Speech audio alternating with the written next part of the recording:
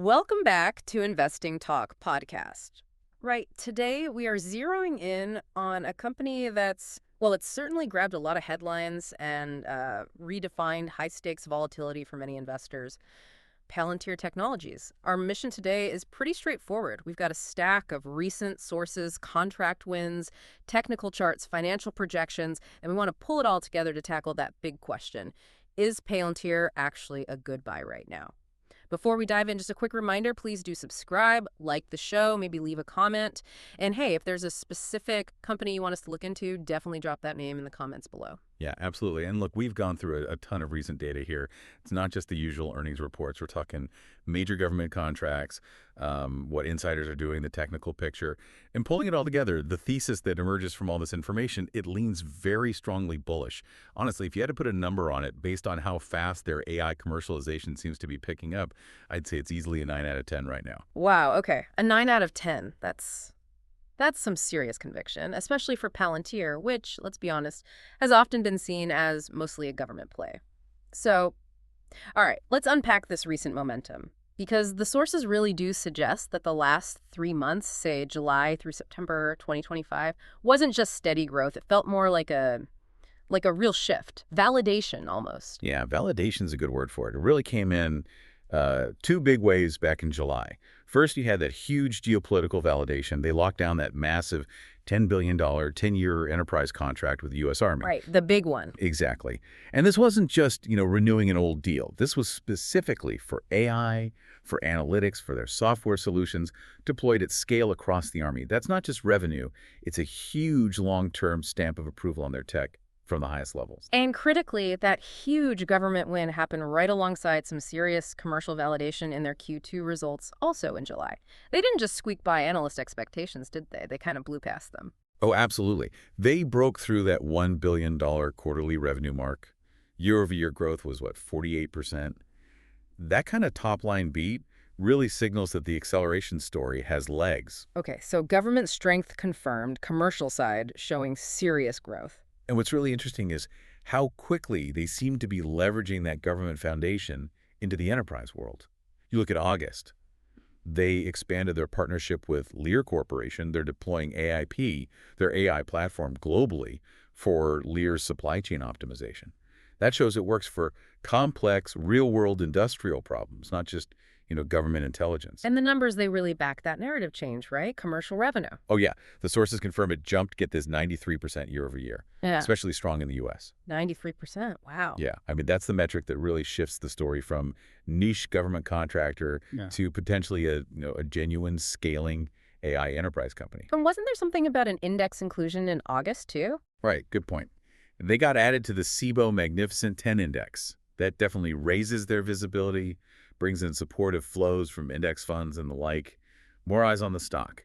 Okay, so July and August set a strong pace. What about September? September sort of solidified the international government side again. They won a big contract with the UK Ministry of Defense, $750 million over 5 years. And they didn't stop there.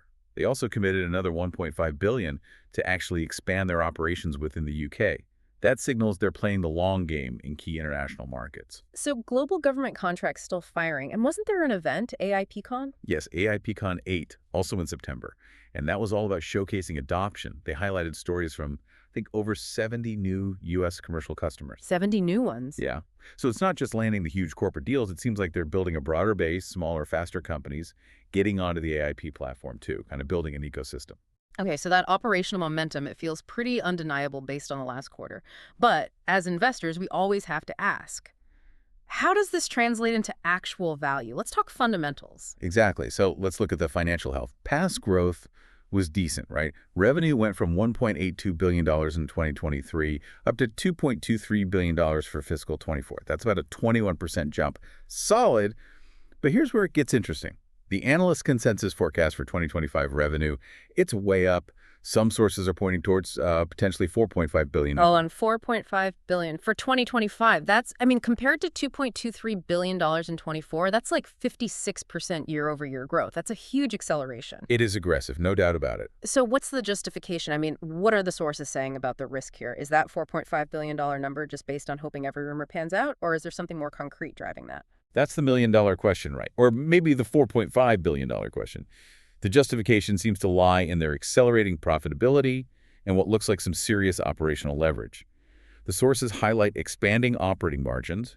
They noted, I think, a 380 basis point expansion in fiscal 24.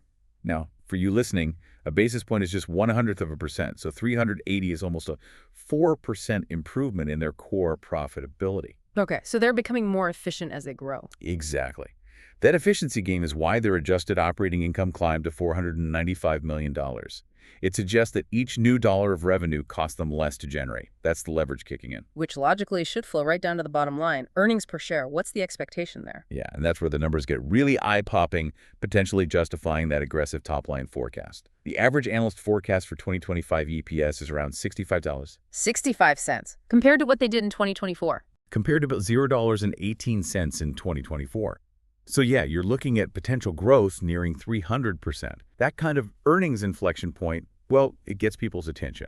Okay, 300% potential EPS growth. That's serious fuel. And this operational strength, is it backed by a solid financial foundation? Balance sheet. Oh, absolutely. The balance sheet is frankly fortress-like. It's almost ridiculous. As of the end of Q2 2025, they were sitting on about $3.2 billion in cash and equivalents. 3.2 billion cash. And debt. Versus only $69 million in total debt. I mean, practically none. Wow. Plus, you add in about $560 million in trailing 12 months free cash flow. That's the actual cash generated that they can use. It gives them enormous flexibility. Acquisitions, R&D, weathering storms, whatever they need. That's not just a safety net. That's almost a weapon, right? It reinforces their competitive position. Exactly. The sources consistently position them as, best in class for AI-powered data analytics. Their proprietary platform, the AIP, that's the core advantage. The moat around the business. And you see that moat in customer loyalty. Stickiness. Yeah, definitely. Net dollar retention rates are apparently holding strong above 115%. That means existing customers aren't just staying. They're spending significantly more over time. They're getting deeper into the platform. Okay, so strong fundamentals, accelerating growth profile. How is the market actually reacting? What are the technicals telling us? Let's get a quick chart summary. All right, technically speaking, the picture looks pretty constructive, pretty bullish. Over those key summer months, July through September, the stock carved out a clear uptrend. It moved from a solid support base around, say, $138 up to recent highs near $165. Just a consistent pattern of higher lows, higher highs. And that $138 level, is there significance there? Well, according to the sources, that $138 zone seems to be where the stock consolidated right after that huge Army contract news hit in July. So it's not just a random line. It kind of represents where the market digested that big news and perhaps set a new fundamental floor. Makes sense. And where is it trading relative to key moving averages now? Comfortably above both the 50-day, which is around 150 days, and the longer-term 200-day, sitting near $142. So short and long-term trends are positive. Looking ahead, technically, you'd identify that $138 to $145 area as strong support now. Upside, there's maybe some intermediate resistance between $175 and $180. A break above $180 would be quite bullish. And momentum, is it looking overbought or is there still room to run? Good question. The relative strength index, the RSI, is around 62. That indicates positive momentum accumulation, but it's not yet in that really high overbought zone, typically above 70, that sometimes flags a near-term pullback. So it still looks healthy from that perspective. Okay, chart looks good, but here's a crucial part for me. Conviction. If the story's this compelling, who's actually buying? Are the insiders putting their money where their mouth is? Yeah, that's a great point. And yes, recent Form 4 filings, those are the mandatory disclosures they showed. CEO Alex Karp and CTO Peter Thiel both added to their shareholdings back in August. The CEO and the CTO buying more shares. Yep. When the key architects of the technology are buying personally, that usually signals pretty strong internal belief that the growth trajectory has further to run. That's a powerful signal. What about the big money, the institutions? Also positive, it seems. Whale Wisdom data, which tracks institutional holdings, apparently reported significant net new positions being established during Q3. It looks like active managers, maybe some pension funds, were loading up. The big fish, as they say. Interesting. So smart money flowing in. How does that square with the official analyst ratings? I feel like Palantir often gets a mixed bag there. You're right. The average rating across all analysts might still technically be something like hold, but you have to look at the direction of the revisions. What we're seeing is analysts consistently raising their price targets, The models are being adjusted upwards to try and account for this accelerating growth. The highest target out there now, according to sources, is pushing up towards $215. So even just the official rating lags, the price expectations are clearly moving higher. The consensus seems to be playing catch-up. Exactly. It feels like the market narrative is shifting faster than some of the formal ratings. Okay, so momentum is there, fundamentals accelerating, technicals constructive, conviction signals positive.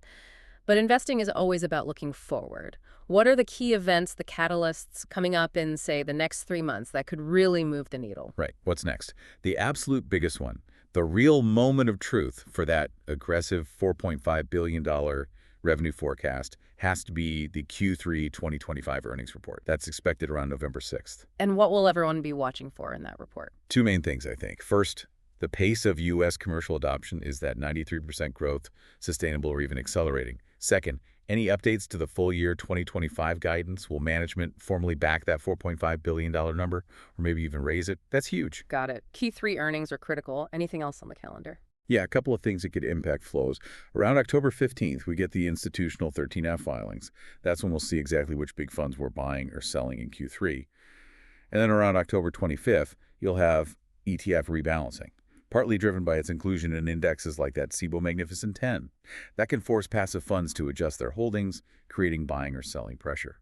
Okay, so earnings and institutional positioning. What about potential surprises? Any speculative buzz or rumors swirling around? Oh, definitely. There's persistent chatter, rumors about potentially landing major OEM licensing deals. I think big auto manufacturers, maybe pharma giants, or energy companies licensing the AIP platform across their entire operations. An OEM deal would be massive, right? Like embedding Palantir tech across a whole industry. Exactly. It could provide really stable, widespread, subscription-like revenue.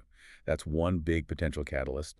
Another one is this ongoing speculation about a much deeper partnership, maybe even a joint product, with one of the big cloud hyperscalers, Okay. AWS, Microsoft Azure, Google Cloud. How would that help them? Well, imagine AIP being deeply integrated, maybe even offered natively, on those huge public cloud platforms.